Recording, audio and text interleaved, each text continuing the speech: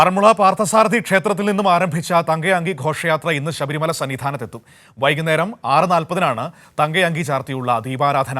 പമ്പയിൽ നിന്നും തീർത്ഥാടകരെ കടത്തിവിടുന്നതിൽ ഇന്ന് പ്രത്യേക ക്രമീകരണങ്ങളൊക്കെ ഏർപ്പെടുത്തിയിട്ടുണ്ട്. എം സന്തോഷ് സന്നിധാനത്ത് നിന്ന് നമ്മളോടൊപ്പം ചേരുകയാണ് വാർത്തയുടെ സമഗ്രമായ വിവരങ്ങളുമായി. അപ്പോൾ സന്തോഷിനോടിരിക്കാം. സന്തോഷേ, സ്വാമി ശരണം.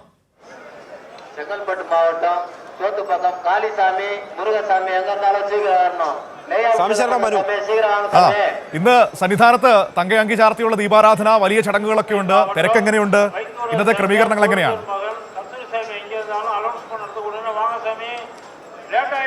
മനു, ഭക്തിസാന്ദ്രമായ ഒരു അന്തരീക്ഷത്തിലാണ് ശബരിമല സന്നിധാനം ഇന്ന് ഉള്ളത്. ഈ മണ്ഡലകാലത്തിലെ ഏറ്റവും പ്രധാനപ്പെട്ട ദിവസങ്ങളിലേക്കാണ് സന്നിധാനം കടക്കുന്നത്.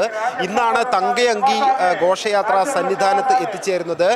ഈ മണ്ഡലകാലത്തെ ഏറ്റവും പ്രധാനപ്പെട്ട സവിശേഷമായിട്ടുള്ള ചടങ്ങായ ഈ തങ്കയങ്കി ചാർത്തിയുള്ള ദീപാരാധന വൈകുന്നേരം 6:40-നാണ് ഈ ദീപാരാധന നടക്കുന്നത്.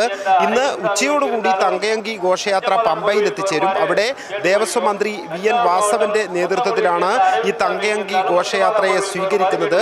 അതിനുശേഷം പമ്പയിൽ നിന്നും സന്നിധാനത്തേക്കുള്ള പാതയിൽ ശരംകുത്തിയിൽ വെച്ച് പിന്നീട് ഈ ദേവസ്വത്തിന്റെ നേതൃത്വത്തിൽ ഈ തങ്കയങ്കി ഘോഷയാത്രയ്ക്ക് സ്വീകരണം നൽകും. അതിനുശേഷം പിന്നീട് 18-ാം പടി കയറി ഈ കൊടിമരത്തിന് ചുവട്ടിൽ വെച്ച് ദേവസ്വം ബോർഡ് പ്രസിഡന്റ് ഉൾപ്പെടെയുള്ളവർ ചേർന്ന് തങ്കയങ്കിയെ സ്വീകരിക്കുകയും പിന്നീട് 6:40-ഓടുകൂടി തങ്കയങ്കി ചാർത്തിയുള്ള ദീപാരാധനയാണ് നടക്കുന്നത്. മണ്ഡലകാലത്തെ ഏറ്റവും പ്രധാനപ്പെട്ട ചടങ്ങുകളിൽ ഒന്നാണത്.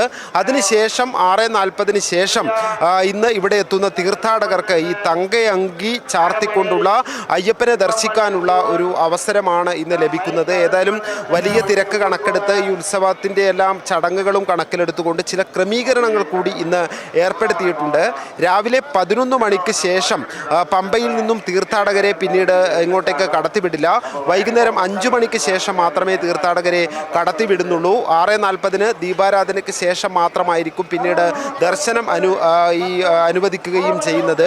ഏതായാലും സന്നിധാനത്ത് വലിയ തിരക്കാണ് അനുഭവപ്പെടുന്നത്. മണ്ഡലകാലം അതിൻ്റെ അവസാന ദിവസങ്ങളിലേക്ക് കടക്കുമ്പോൾ വലിയ തിരക്ക്, കഴിഞ്ഞ ദിവസങ്ങളിൽ 1,00,000-ലധികം തീർത്ഥാടകർ സന്നിധാനത്ത് എത്തിയിരുന്നു. വലിയ തിരക്ക് അനുഭവപ്പെടുന്നുണ്ടെങ്കിലും എല്ലാവരെയും കൃത്യമായി തിരക്ക് നിയന്ത്രിച്ചുകൊണ്ട് ദർശനം നടത്തുന്നതിനുള്ള സുഗമമായ ദർശനത്തിനുള്ള സൗകര്യം പോലീസ് ചെയ്തു കൊടുക്കുന്നുണ്ട്. ഏതായാലും ഈ മണ്ഡലകാലം അതിൻ്റെ അവസാന പരിസമാപ്തിയിലേക്ക് എത്തുമ്പോൾ ഒരു പരാതിക്ക് പോലും ഇട നൽകാതെയാണ് ഇത്തവണ ഇവിടെയുള്ള സുഗമമായ ദർശനം തീർത്ഥാടകർക്ക് സാധ്യമാക്കി നൽകാൻ പോലീസും ദേവസ്വം വകുപ്പും എല്ലാം ചേർന്ന് ശ്രമം നടത്തിയിട്ടുള്ളത്. നാളെയാണ് മണ്ഡല പൂജ നടക്കുന്നത്. നാളെ ഉച്ചക്ക് മണ്ഡല പൂജ കഴിഞ്ഞാൽ വൈകുന്നേരം ഹരിവരാസനം പാടി നടയടക്കും. അതോടുകൂടി ഈ വർഷത്തെ മണ്ഡല മഹോത്സവത്തിന് സമാപനമാകും. പിന്നീട് 30-ാം തീയതി വൈകുന്നേരം മകരവിളക്ക് മഹോത്സവത്തിനായി നട തുറക്കുകയാണ് ചെയ്യുക. ഈ മണ്ഡലം മകരവിളക്ക് ഉത്സവത്തിനുള്ള എല്ലാ മുന്നൊരുക്കങ്ങളും സന്നിധാനത്ത് പൂർത്തിയാക്കിയിട്ടുണ്ട്. ദേവസ്വം ബോർഡ് പ്രസിഡന്റ് ഉൾപ്പെടെയുള്ളവർ ദിവസങ്ങളായി സന്നിധാനത്ത് ക്യാമ്പ് ചെയ്താണ് ഇതിനാവശ്യമായിട്ടുള്ള ക്രമീകരണങ്ങൾ നടത്തിക്കൊണ്ടിരിക്കുന്നത്. Manu. Okay, thank you Santhosh. Santhosh, ഒപ്പം തന്നെ സന്നിധാനത്ത് ക്രിസ്മസ് എങ്ങനെ ഉണ്ടായിരുന്നു?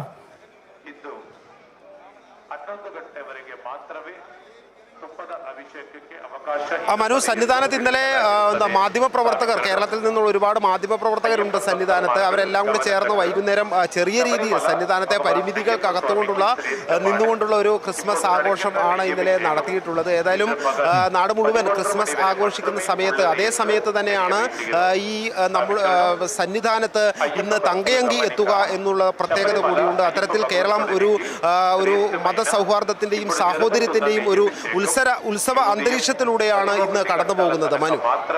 Okay, thank you Santhosh. സ്വാമി ശരണം. നമുക്ക് വീണ്ടും കാണാം.